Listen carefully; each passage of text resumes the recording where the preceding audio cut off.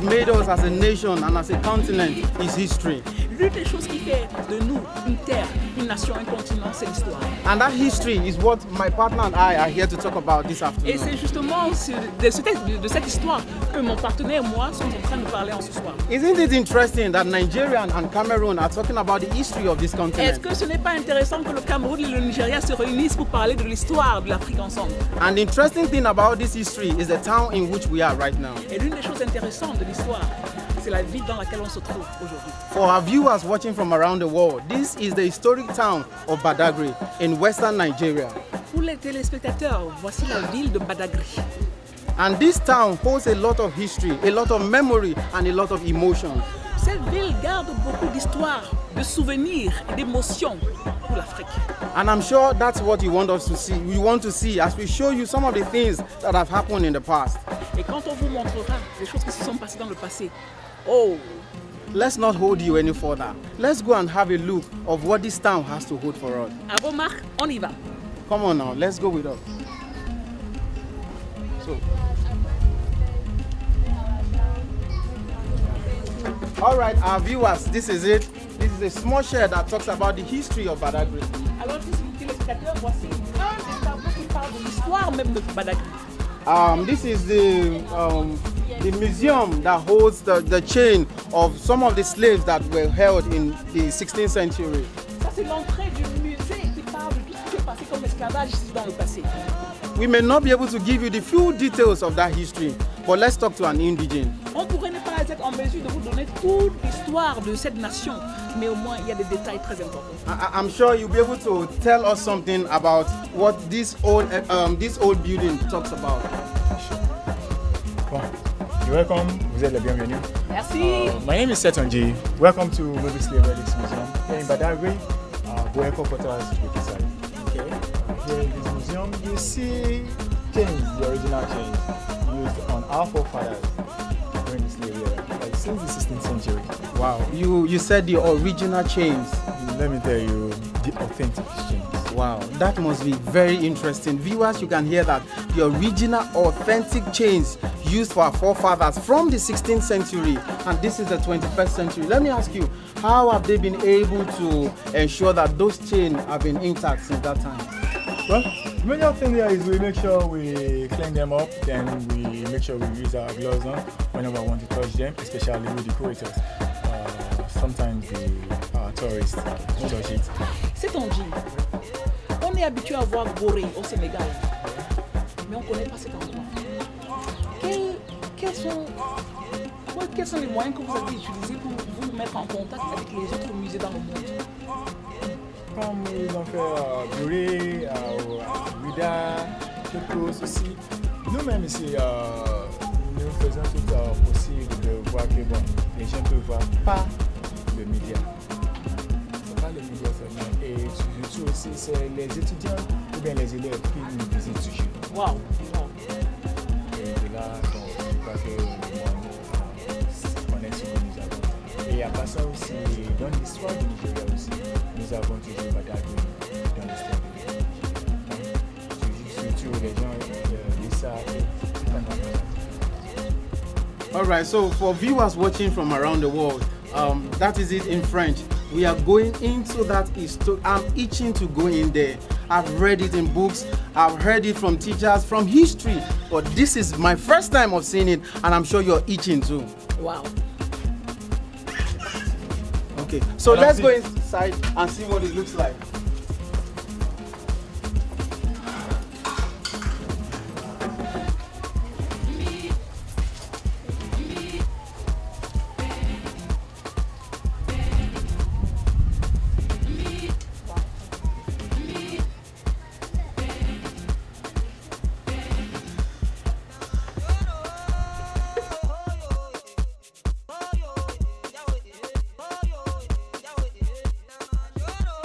Now we are in the museum. But before I start, I told you here is called the Mobile Slave Relics Museum. These are dry cola nuts. Can we touch it? No problem. Wow. In Yoruba language, kola nut is called obi. And the phrase to take kola nut is mu obi. Then, when the white people come for this obnoxious business, the African chief here then will entertain them with kola nut. And he will tell them in Yoruba language, Oyibo, Emobije. Because the white people didn't understand Yoruba language, neither did he understand English then. From there, the name Mobi was coined out. Because most time when the white people were talking, like, oh, African chief, what's the name? We go Emobije. The Mobi resounds in their ears already. So from there, they're like, oh, we're going to the African chief, that tells us Mobi. That's how Mobi becomes a family name. And a chieftaincy title in Badagry, a white cap chief. But before that name, the name of the person that founded this course again is Obodewuse. Obodewuse is a good word, meaning there is no charm that is more than God. Wow. So, but because they can't like Obodewuse ko means quarters. Okay. So they just short it as Bue ko. If not, it would have been Obodewuse ko me. So that's just the Bue ko quarters. So normally maybe they would have been bearing Obodewuse Mahugawe. I don't know. But today the Mobi is the family name. So Wow. that is just that. And these are cowrie shells. Do you know it? Les fameux Ah, cowries you africains. spend it? No. I thought maybe you spend cowries. I didn't spend as well. Well, this used to be the currency spent in Africa then. Wow. But when the white people were coming for this obnoxious business, this shirt has no value other place. Neither do their own pounds, dollars, whatever the currency they come with. Never has any value here. Because where are they going to tender it? Nowhere. So they have no option but to go through the system called trade by barter. So they exchange the slaves with different materials like gunpowder, mirror, whiskey, lining, different products they produce over there, and umbrella. And Umbrella. yes, and that is where we Africans have the tradition of the usage of umbrella by our traditional kings, especially kings. Okay, I That's now just it, understand. because then they were the only ones that own umbrella. So they just want to flaunt it all over. But to get it's raining, it's shining, you see people still using the umbrella. Now let's go to the chains proper. Each time I touch these chains, I feel sober. But I have no option, I just have to tell you how they are used. This is the neck chain, put around the necks of the slaves like this. It is not heavy, it is as light as 100 kilograms. Wow. This chain has to spend at least 6 months on their neck when they are on the voyage to the first place they are going to in the West Indies, the Americas then. They always have this on their boat. Then, whenever they go in from one community to the other, they always have the chains on.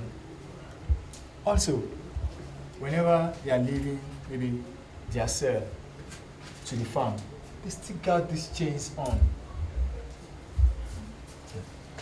To complete the agony, they got these smaller ones, the ankle clasp, which they have on their chains, on their legs. You know, you ladies now, you have the neck chain and the anklets.